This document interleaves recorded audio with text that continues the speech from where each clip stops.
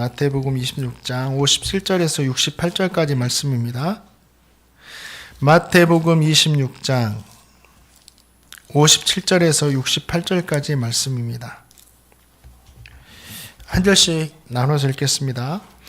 예수를 잡은 자들이 그를 끌고 대제사장 가야바에게로 가니 거기 서기관들과 장로들이 모여 있더라.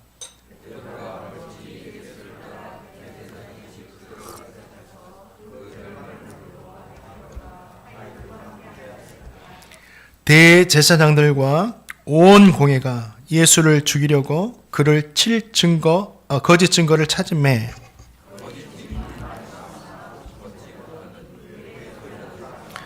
이르되 이 사람의 말이 내가 하나님의 성전을 헐고 사흘 동안에 지을 수 있다 하더라 하니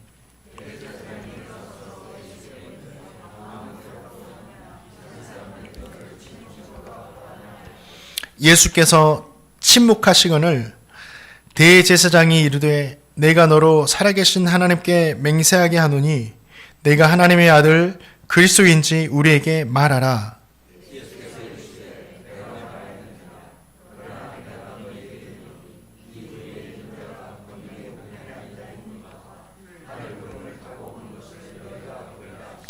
이에 대제사장이 자기 옷을 찢으며 이르되 그가 신성 모독하는 말을 하였으니 어찌 더 증인을 요구하리요?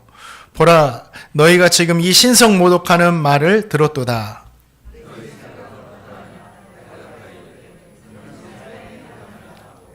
이에 예수의 얼굴에 침 뱉으며 주먹으로 치고 어떤 사람은 손바닥으로 때리며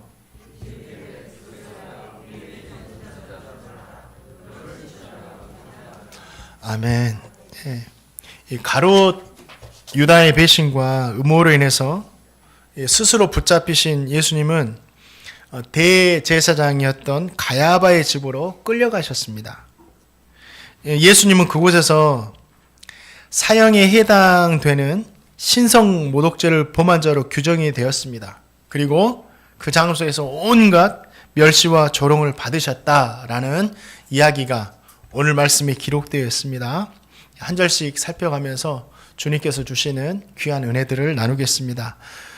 26장 57절 말씀 한번 읽어보겠습니다. 57절 말씀 읽겠습니다. 시작.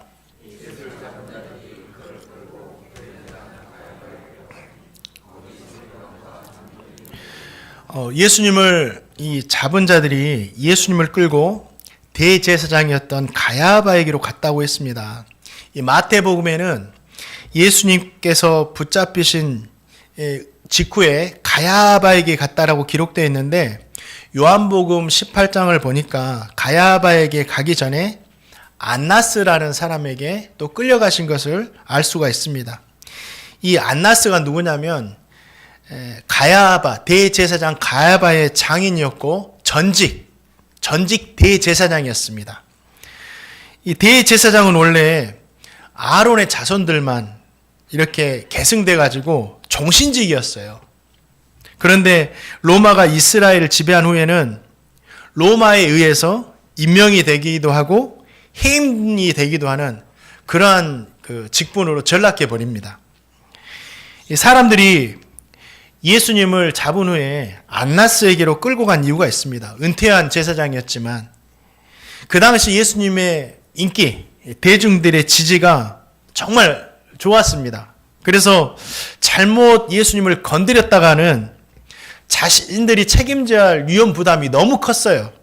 그래서 예수님을 처리하는 이 사안은 정말 중요한 사안이었습니다. 그래서 이렇게 중대한 사안을 깔끔하게 처리하기 위해서는 아직 경험이 부족한 가야바보다는 경험이 많았던 안나스가 더 잘할 것이다 하고 생각했기 때문에 안나스에게 먼저 끌고 간 거예요. 그런데 경험이 많았던 이 안나스가 예수님을 신문하지만 신문하는 과정에서 자신의 약점들, 자신의 부족함들만 막 드러나지 예수님을 책잡을 수가 없는 거예요. 그래서 결국은 이 안나스가 예수님을 책잡지 못하고 가야바에게 보내버린 겁니다. 예수님께서 안나스에게 신문을 받는 그 사이에 이 가야바는 무엇을 했느냐? 서기관과 장로들, 백성의 장로들을 자신의 집으로 다 불러 모았습니다. 그리고 유대의 최고 의결기관이었던, 대한민국 국회가 있잖아요. 그때 유대는 이런 기관이 무엇이었냐면 사내들인 공의회, 이 사내들인 회원들을 자신의 집으로 다 소집합니다. 59절 말씀에 나온 것처럼 예수님을 죽일 증거들을 찾기 위해서, 그래서 예수님에게 사형을 언도하기 위해서 사람들 다 불러 모은 거죠. 이 규정에 의하면 해가 진 후에는요, 사내들인 공회를 열 수가 없었습니다. 그럼에도 그들은 자신들이 만들어 놓은 이 규정을 어겨가면서까지 예수님을 죽이기 위해서 모여든 거예요. 안나스, 가야바, 이들은 대제사장입니다. 거룩한 옷을 입고 성전에서 하나님과 인간 사이를 중보했던 이런 사람들이에요. 그리고 서기관은 누구였냐면 모세 오경의 원문을 터득해 가지고 율법을 가르치는 자들이었어요. 누구보다 하나님의 말씀을 잘 알고 있는 사람들이 누구예요? 서기관입니다. 또 예수님을 잡기 위해서 모였던 백성의 장로들이 있는데 이들은 백성의 지도자들이에요. 백성들 대표하는 사람들이었어요. 존경받았고 신앙이 모범이 되는, 본이 되는 그런 위치에 있는 사람들이었죠. 그런데 지금 이들이 모여가지고 자신들이 규정을 해놓고도 그 규정을 어기면서까지 모여가지고 밤중에 아무도 모르는 사이에 예수님을 반대하고 죽이려고 지금 회의를 하고 있는 겁니다. 예수님을 가장 먼저 알아보고 도와야 할 사람들이 지금 이 짓을 하고 있는 거예요. 왜 종교 지도자들이 이렇게 되었는가? 서기관도 그렇고 장로들도 그렇고 대제사장까지. 안나스와 가야바는 원래는 제사장 집안이 아니었어요. 아론 자손들이 아닙니다. 로마 정부에 열심히 로비해가지고 대제사장직을 샀던 사람들이에요. 그러니까 지금만 성직 매매가 있었던 것이 아니라 과거에서부터 이 성직 매매가 있었던 거예요. 권력이 있고 돈이 있고 이런 것들이 있으니까. 이 안나스가 로마 정부로부터 대제사장으로 임명되자 자신에게 5명의 아들들이 있었는데 5명의 아들들 모두를 대제사장 직분을 감당하게 만듭니다. 그리고 가장 똑똑했던 사위까지 대제사장직으로 임명을 받게 하고 그 직분을 감당하게 해요. 그리고 이 안나스 집안이 무려 35년 동안이나 이 직분을 감당하면서 온갖 악행을 저지릅니다. 이 그들이 대제사장이 된 이유는요, 뭐 예수님, 하나님 이런 것 신앙이 아니었어요. 유대에서 최고의 권력을 갖고 싶었기 때문에 대제사장이 되고자 했던 거죠. 이 어떤 사람이냐면 대제사장은 유대의 최고 의결기관이었던 사내들인의 의장이 됩니다. 국회의장처럼 의장이 돼요. 모든 결정권이 자기에게 있는 거예요. 또 사법, 행정, 모든 권력을 이 사람 손에 쥐고 있어요. 그러니까 자연스럽게 물질적인 부도 다 챙길 수가 있는 겁니다. 심지어는 그의 말 한마디면 유대교에서 출교를 시켜버리고 사람을 죽이기도 하고 살리기도 했던 권력이 있는 자리가 바로 대제사장이었어요. 그들의 관심은요, 하나님께 있지 않았어요. 메시아, 예수님, 신앙 이런 것 관심 1도 없었습니다. 대제사장이 된 것은 권력, 명예, 부 여기에만 오직 관심이 있었다라는 거죠. 그래서 자기들을 방해한다. 예수가 이렇게 보여지니까 자신들을 방해하는 예수로 여겨지니까 거짓 증인을 만들어서라도 죽이려고 했던 거예요. 종교 최고의 지도자가 그러니까 당연히 그와 함께 협력하던 아래에 있는 사람들은 두말할 필요도 없습니다. 서기관이고 백성의 장로고 다 한 통속이 돼가지고 자신들의 이익을 놓지 않고자 예수님을 죽이려고 한 거예요. 우리의 관심이 어디 있느냐 이게 중요해요. 이들의 관심은 예수님께 있지 않았다니까요. 저와 성도님의 관심은 어디에 있습니까? 이걸 묻고 있는 거예요. 우리 성도님들의 신앙생활은 관심이 어디 있으세요? 예수님을 믿는 관심이 어디 있으세요? 예수님께 있습니까? 아니면 다른 것에 있습니까? 저와 성도님은 예수님께 관심을 두지 않고 이 세상의 것에 관심을 두면 저와 성도님도 어떻게 될지 몰라요. 종교 지도자들처럼 주님도 우리에게 필요 없는 존재로 여길 수도 있어요. 그래서 주님으로 인해서 내가 좀 손해본다고 생각하면 내가 주님을 떠날 수도 있고 내가 주님을 버릴 수도 있는 거예요.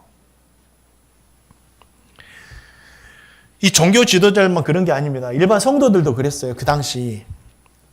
누가복음 8장에 보니까 예수님께서 거라사라는 지방으로 가십니다. 그곳에 군대 귀신 들려있는 사람을 만나요. 군대 귀신이니까 정말 많은 수의 귀신이 한 사람에게 들어가 있는 거예요. 얼마나 고통스러웠을까요? 군대 귀신. 주님은 그를 불쌍히 여기셨던지 그에게서 귀신을 쫓아내가지고 돼지떼로 들어가게 하십니다. 그리고 그 돼지떼는 물에 빠져서 다 몰사하죠. 아마 귀신들이 돼지떼에게서, 아니, 그 사람에게서 나와서 돼지떼에게 들어가지 않았다면 또 다른 사람을 찾아가지고 막 들어가서 그 사람은 고통스럽게 했겠죠. 주님은 그 귀신들을 돼지떼에 들어가게 하심으로 말미암아 다른 사람들까지 보호해 주신 거예요. 거라사에 있는 다른 사람들까지. 저와 성도님은 이 돼지떼의 죽음에서 이것까지 볼 수 있어야 됩니다.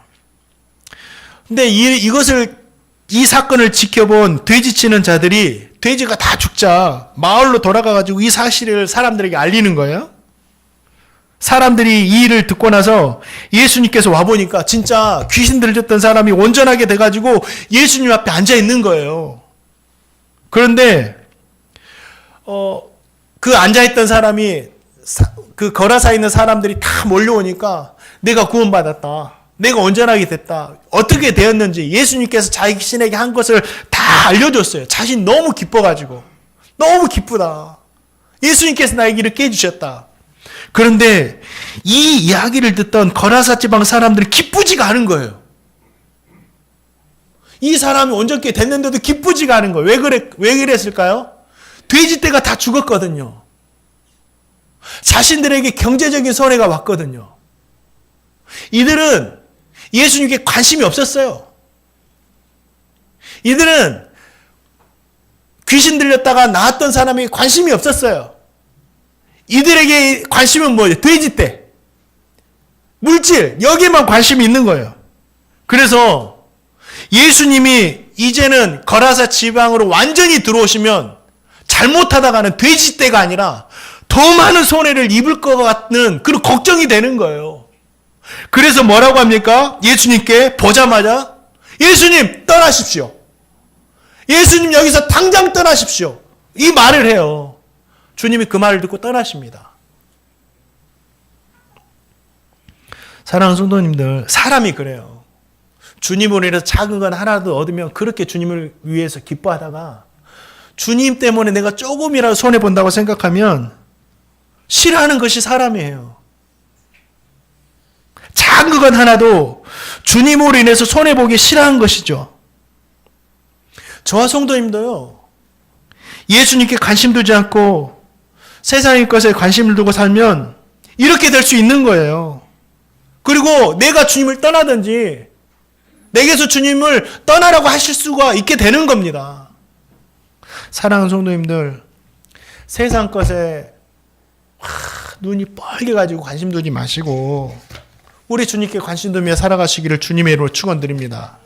예수님께서 하셨던 그 말씀에 우리는 관심을 둬야 되고 예수님께 행하셨던 이 사역에 대해서 우리 관심을 둬야 되고 예수님께서 우리에게 명령하신 사명들 있잖아요. 우리에게 부탁하신 이 사명, 복음의 사명에 관심을 두고 살아가시기를 주님의 이름으로 축원드립니다. 그래야지 우리가 주님 떠나지 않고 주님과 동행하며 살 수 있다라는 거죠. 또 26장 58절 말씀 한번 읽어보겠습니다. 시작. 우리에게 무슨 말씀 하시네? 시작.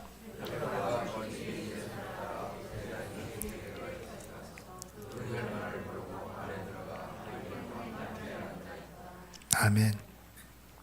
우리가 이 말씀을 통해서 우리에게 주시는 귀한 은혜가 있는데 멀찍이서도 주님을 따르자. 멀찍이라도 주님을 따르자. 모든 제자들은 예수님을 버리고 도망했지만 베드로는 예수님께서 어떻게 되는지를 보기 위해서 멀찍이 주님을 따라다녔습니다. 그리고 대제사장 가야바의 집까지 들어가서 그 뜰에 머물렀어요.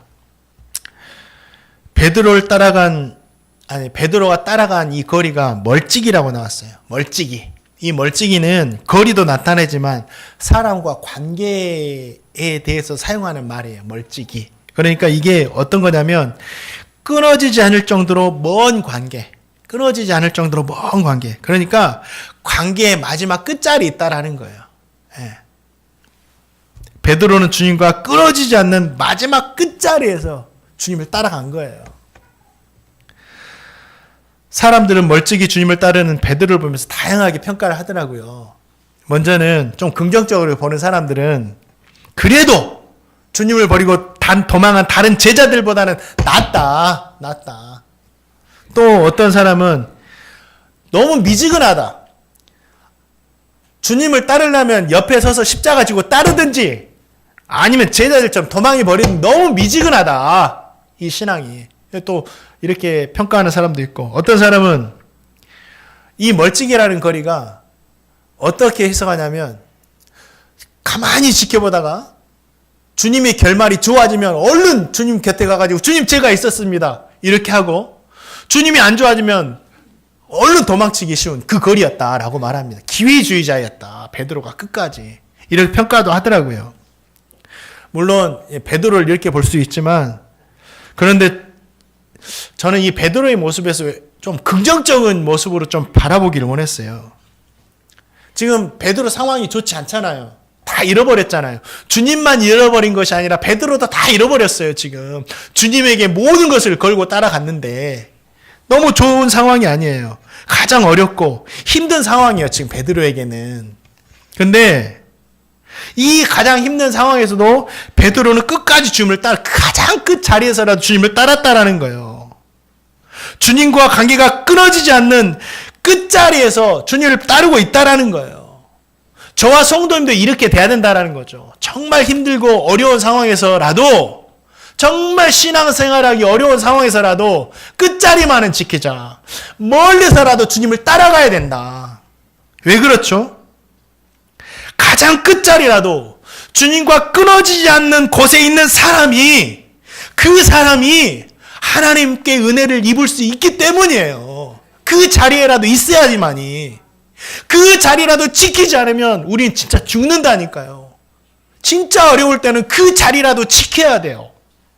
이 끝자리 멀리서라도 지켜야 돼요.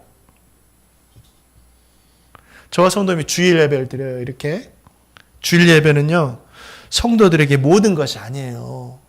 주일 예배 한번 드리면 나의 신앙의 의무는 다 했다, 이게 모든 것이 아니에요.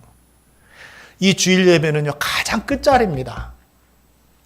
가장 마지막 자리예요. 왜 그런지 아세요? 주일 예배가 무너지면 다 무너집니다. 주일 예배 지키지 못하면 은혜 받는 거 불가능하다고 생각하시면 돼요. 우리 성도님들, 저녁에는 그렇게 초롱초롱하던 눈이 주일 아침 말씀 시간만 되면 왜 이렇게 무거워지는지, 우리 성도님 말고요. 무거워지는지. 예전에 제가 과거에 그랬다고요. 무거워지는지.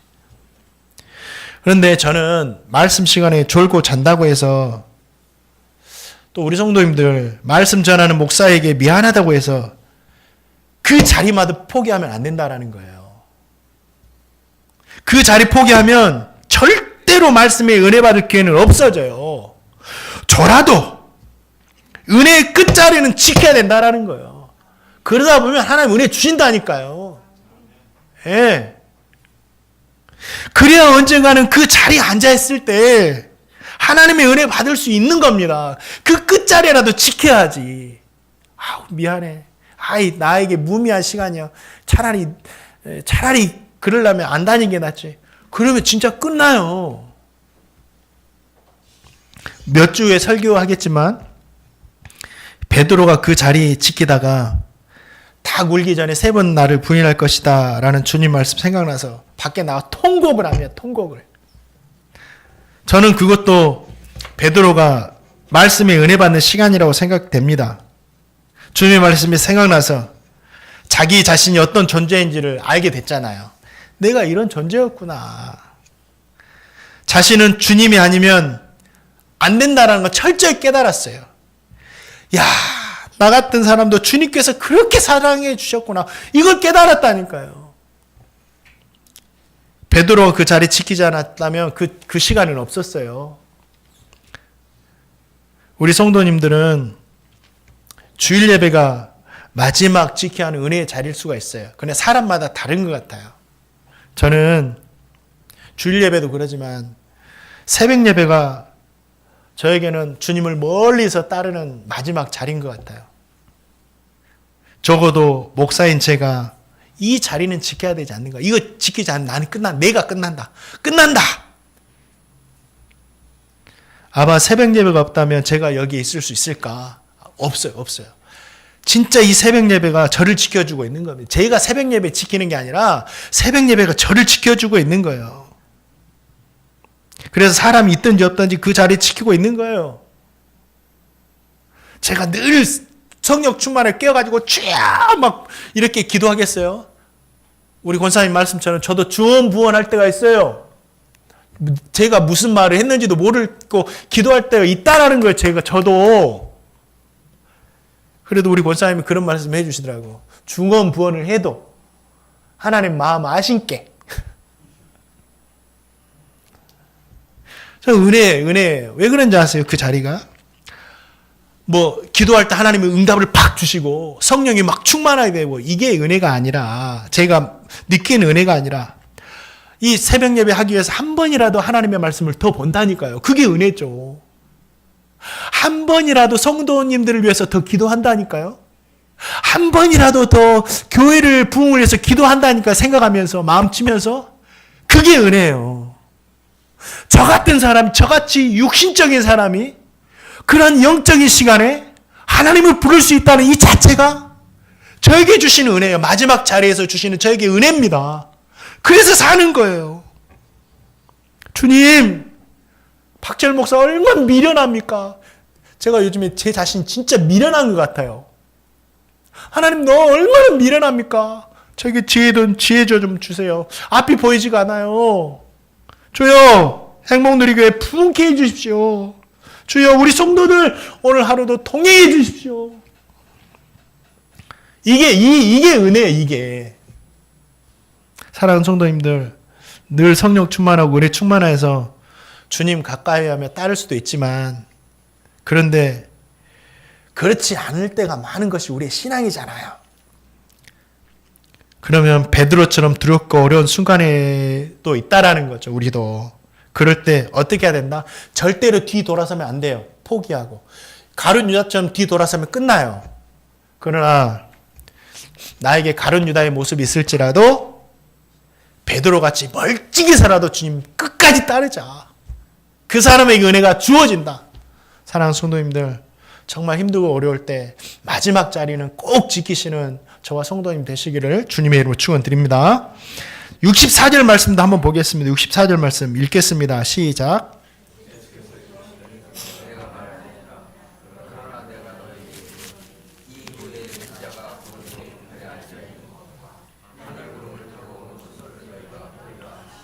아멘. 이 대제사장은 거짓 증인들의 증언으로 예수님을 책잡을 수가 없게 된 거. 말도 틀리고 예수님께 이게 맞느냐 해도 침묵하시고. 그래서 이제는 직접 물어봅니다. 내가 하나님의 아들이냐? 이 말 예수님께서 뭐라고 하세요? 내가 말하였느니라. 내가 하나님의 우편에 앉아있는 것과 하늘 구름을 타고 오는 것을 너가 볼 것이다 라고 대답하십니다. 이 대답을 들은 가야바는 신성모독하는 말을 들었다고 하면서 이것은 사형에 해당한다. 이 말을 해요. 그리고 이 말을 듣다 많은 사람들이 예수님의 얼굴에 침을 뱉고 주먹질하고 손바닥으로 때리면서 누가 너를 따랐는지 우리에게 말하라면서 조롱합니다. 예수님께서 자신이 내가 그리스도라고 대답하시면 이렇게 될 줄 모르셨을까요? 주님 아셨어요. 다 아셨어요. 사형 언도될 줄도 아셨고 조롱당하고 핍박당하고 뺨 맞고 주먹질 당한 걸 우리 주님께서 다 아셨어요. 이 사실을 아시면서도 우리 주님께서 대답하셨습니다. 네가 말했다. 내가 그다. 우리 이 사실에서 두 가지를 생각해야 됩니다. 먼저는 진짜 예수님은 하나님의 아들이시고 우리 구원자가 되세요. 예수의 말씀을 믿어야 돼요. 예수님은 하나님의 아들이십니다. 그뿐 아니라 우리를 죄에서 구원하시는 구원자시고 장차 이 땅에 재림주로 오셔서 믿는 자에게는 영생으로, 믿지 않는 자들의 영벌로 심판하실 분이세요. 예수님 말씀하셨잖아요. 그런데 우리가 예수님께서 말씀하셨으니까 우리가 무조건 믿는 것이 아니에요. 예수님이 말씀하셨더라도 우리는 성경을 통해서 예수님이 진짜 하나님의 아들인지를 우리는 검증해내야 돼요. 예수님이 왜 하나님의 아들이세요? 본인이 말했다고 해서? 아니에요. 예수님이 이 땅에 오셔가지고 구약에 예언된 모든 메시아의 예언 다 성취해내셨어요. 하나의 말씀도 빠짐없이. 그래서 예수님이 하나님의 아들 되신 거예요. 우리는 이것을 보고 예수님을 하나님의 아들로 믿는 것이고요. 저와 성도님 모두는 예수님을 하나님의 아들로 믿으시는 복된 성도님 되시기를 주님의 이름으로 축원드립니다. 제가 성도님과 함께 2년이 넘도록 마태복음 1장부터 26장까지 왔습니다. 그 말씀에는 예수님께서 메시아 예언을 성취하신 부분들도 정말 많았어요. 다 이루셨어요. 십자가까지. 제가 언젠가 설교 드리면서 어떤 한 사람이 구약에 예언된 메시아 예언을 다 성취할 확률이 어느 정도 되느냐 말씀드렸을 거예요. 그건 수학적 확률로 불가능이라고 했어요. 가능하지가 않아요. 그런데 그 메시아 예언을 가능하지 못한 메시아 예언을 주님께서 다 이루셨다, 성취하셨다니까요. 그래서 우리 주님이 하나님의 아들이신 거예요. 사랑하는 성도님들, 우리 주님을 하나님의 아들로 믿으시기 바랍니다. 그리고 우리를 죄에서 구원하신 이 구원자로 영접하시기를 주님의 이름으로 축원드립니다. 장차 믿는 자들을 영접하시기에 오시는 재림주 우리 예수님, 그 예수님을 소망하며 살아가시는 저와 성도님 되시기를 주님의 이름으로 축원드립니다. 마지막으로 저와 성도님도 예수님처럼 내가 하나님의 백성 된 것, 하나님의 아들 된 것을 당당하게 고백하세요. 어떤 상황과 환경에서라도. 예수님께서 자신이 하나님의 아들 되심을 말할 때 어떻게 될지 다 아셨어요. 신속모독죄로 사형 언도 받을 줄도 아셨고 조롱당할 줄도 아셨어요. 그럼에도 주님은 자신이 하나님의 아들임을 고백하십니다. 저와 성도님도 예수님을 본받아서 이 세상 살아갈 때 저와 성도님 예수 믿는 사람이다. 하나님의 백성이다. 하나님의 자녀다. 당당하게 고백할 줄 알아야 해요. 심지어는 이 고백해가지고 내가 죽을 수도 있겠다 싶을 때도, 내가 이 고백에서 내가 조롱당하고 손해볼 수 있겠다 싶을 때도 나는 하나님의 아들이다 고백할 수 있어야 돼요. 주님 가세요! 이렇게 하지 마시고. 지금 대한민국은 종교의 자유가 있기 때문에 내가 예수 믿어요 해도 핍박당하지 않습니다. 안 죽어요. 그러나 지금 세계 곳곳에는 여전히 이런 일들이 일어나고 있어요. 좀 오래된 이야기입니다. 2006년 압둘 라흐만이라는 형제가 있었어요. 이 형제가 재판석에 서게 됩니다. 뭐냐면 이슬람을 배반하고 기독교로 개종했다고 그 종교 재판을 받게 된 거예요. 그리고 공개 처형, 사형을 언도받습니다. 공개 처형으로. 이 라흐만 형제가 법정에 서기 16년 전에 이 파키스탄 내 아프가니스탄 난민을 돕는 그곳에서 선교사로부터 복음을 듣고 예수님 영접하고 개종합니다. 그리고 그게 들켜요. 그래가지고 재판을 하다가 이 라흐만 형제에게 법정에서 계속해서 회유합니다. 야, 너 지금 예수 부인하고 다시 돌아오면 석방시키겠다. 너 이렇게 되다가 공개 처형되는데 공개 처형도 하지 않겠다. 빨리 취소해라. 이렇게 계속 회유를 하는 거예요. 그런데 이 나아만 형제가 뭐라고 하는지 아세요? 저는 예수님 믿습니다. 저는 예수님 믿습니다. 고백을 해요. 그래서 공개처형 선도 받은 거예요. 그리고 나서 언론과 인터뷰를 하는데 이 형제가 뭐라고 하는지 아세요? 나는 신앙을 위해서 순교할 준비가 되어 있습니다. 당당히 이렇게 고백하는 거예요. 나는 예수님 믿습니다. 죽어도 이 믿음을 빼앗을 수 없습니다. 고백했다라는 거예요.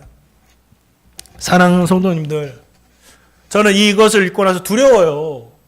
저도 그렇게 해야죠. 우리 성도님 그렇게 합시다. 이렇게 권면하고 싶지만 못하겠어요. 대신 우리 모두가 기도했으면 좋겠습니다. 주님, 우리에게는 그런 용기가 없지만 주님, 저도 라만 형제처럼 죽음 앞에서도 주님을 부인하지 않는 믿음을 허락하여 주옵소서. 이러한 기도를 할 수 있는 저와 성도님 되시기를 주님의 이름으로 축원드립니다. 또 저와 성도님은 죽음 앞에서 뿐만 아니라 멸시와 조롱 앞에서도 예수님 믿는 성도임을 부인하지 않아야 돼요. 자, 예수님 믿고 나서 세상 사람들이 보기에, 예수 믿지 않은 사람들이 보기에 잘 될 수가 있어요. 사업도 잘 되고 자녀들도 머리가 좋아서 막 승승장구하고 뭐 건강도 좋고, 그러니까 제가 예수를 믿었기 때문에 하나님 복 주셔서 우리가 이렇게 됐습니다라고 얼마나 말하기 좋아요. 사람들도 그걸 보면서 이야 이렇게 하겠죠. 근데 반대가 되었다고 생각해 보세요. 예수 믿었는데 사업도 잘 안 되고 자녀들도 그저 그렇고 내 꼬라지는 더 이상해지고, 예수님 잘 믿었는데. 그러면 세상 사람들이 어떻게 생각할까요? 야, 예수 믿고 나서 잘 된 게 뭐냐? 네 꼬라지를 봐라. 그만 좀 나에게 예수 믿자고 복음 전해라. 그만 전해라. 이렇게 하지 않겠습니까? 그러나 그럴지라도 그때라도 그 모습으로라도 사람들이 우리에게 손가락질하고 비꼬는 그 상황이라도 우리는 고백해야 돼요. 저는 예수 믿습니다. 그래도 예수 믿어야 됩니다. 우리가 상황 좋을 때만 전도하나요? 아니에요. 제가 아는 젊은 여집사님 계십니다. 예수님 영접하고 나서 너무 좋았어요. 너무 기쁜 거예요. 예배도 드리고 모임도 참석하고 전도도 열심히 하고 유모차 끌면서도 다니고. 그런데 그 어린 것이 사고로 잃었어요. 그 어린 것을. 여집사님이 얼마나 상심했을까요? 그때는 너무 큰 상처니까 주위 사람들이 아무 말 못하는 거예요. 근데 이 여집사님이 복음이 제대로 들어가서 예수님 믿음으로 이걸 이겨내요. 이겨냅니다. 그리고 나서 또 회복하는 그 순간에 이 여집사님 아픈 거야. 아파. 그래서 병원 가서 검사를 했더니 암에 걸렸어. 암에. 이 젊은 여집사님이. 그러니까 그때는 예수 믿지 않는 가족들이 공격을 하더라고요. 그래도 예수 믿을래. 네 예수 믿거나 잘된 게 뭐냐? 아이도 잃고 몸에 병 들고. 그래도 예수 믿을래. 하는 거예요. 할 말이 없죠. 그런데 이 여집사님 뭐라고 하는지 아세요? 그러니까 저는 예수님을 더 믿습니다. 그러니까 저는 더 예수님을 의지합니다. 그러니까 여러분도 더 예수님 믿어야 됩니다. 라고 고백했다라는 거예요. 한번 주님을 보세요. 우리 주님 지금 보세요. 세상적으로 잘된 것이 아무것도 없어요. 그렇게 말씀대로 살았는데 집도 없고 옷도 허름하고 권력도 없고 돈도 없고 제자들은 다 배신하고 결국 상속으로 당해서 십자가 지게 생겼습니다. 사람들 조롱하고 멸시합니다. 그 상황에서 주님 뭐라고 하셨어요? 내가 하나님의 아들이다. 생각해 보세요. 이 초라한 모습인데도 불구하고 사람들 앞에 서서 당당하게 내가 하나님의 아들이다. 고백하셨다니까요. 사랑하는 성도님들, 예수님을 믿는 성도로 살아가는 것은 절대 쉬운 것이 아니에요. 때로는 모진 말을 들을 때도 있습니다. 네 꼬라지 좀 봐라. 때로는 멸시받을 때가 있어요. 네 잘된 게 뭐냐. 다른 일 했더라면 내가 볼 때 네 더 잘됐을 것 같다. 웃음거리도 될 수 있죠. 그러나 그 순간에도 예수님 믿는 것을 부끄러워하지 마시기 바랍니다. 그 순간에도 우리 주님처럼 내가 하나님의 자녀된 것, 구원받은 성도된 것을 당당하게 고백하시는 저와 성도님 되시기를 주님의 이름으로 축원드립니다. 말씀을 맺습니다. 우리 성도님들 오늘 말씀을 통해서 뭐 생각하셨어요? 마지막 될수록 세상의 것들이 우리를 많이 공격할 겁니다. 정말 그 시간이 될수록 우리 성도님들은 예수님께 관심 두며 살아가시길 바랍니다. 예수의 말씀, 예수의 사역. 그래야지 우리가 살아갈 수 있어요. 신앙 지키면서. 베드로같이 힘들 때, 진짜 힘들 때 멀리서라도 끝까지 주님 따라가셔야 됩니다. 유다처럼 돌아서 버리면 끝나요. 못 이기고 이겨내셔야 돼요. 멀리서라도 주님 따라셔야 돼요. 그리고 예수님께서 하나님 아들 되심을 진짜 믿으시고 이 믿음이 있다면 내 형편과 처지가 어떠하든지 어떤 어려움이 예상되든지 나는 예수 믿습니다. 예수님 하나님 아들 되십니다. 함께 예수 믿읍시다. 고백하는 우리 행복누리교회 성도님 되시기를 주님의 이름으로 축원드립니다.